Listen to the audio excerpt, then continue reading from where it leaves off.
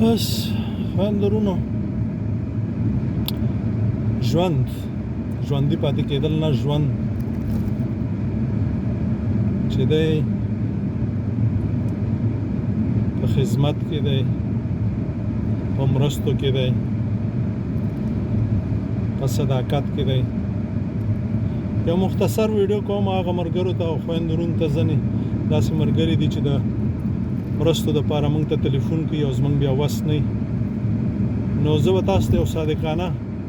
خبره وکړم چې زه په خپله د ټینګې نه یم چې زه د یو 100 روپیو وس ولرم په خدای کې زه په جب کې کېدم خو په نن وخت کې موږ په خپله زموږ کورنۍ چې دي یو خو د جنګونو بل د سیلابونو د آفتونو د لاسه داسې دي چې که درته وایم د خپل مور او پلار نه واخله ورپسې همداسې ځه چې د خولې نه نیسو او دوی ته ورلیږو نو دومره به م وس نه وي چې که درته وایم چې تاسو سره 1 روپۍ مرسته وکړو الله مو ښاد او آباد لره چې د موږ نه خفه نه شئ او انشاءالله موږ در سره یو او تر مرګه به در سره یو خو اول د کوره پیل کېږي او بیا ورپسې انسان همدغسې مخکې ځي ژوندي اوسئ ښاد او آباد اوسئ انشاءالله چې زموږ وس ورسېږي د هر چا سره به یې کوو خدای په امان مخه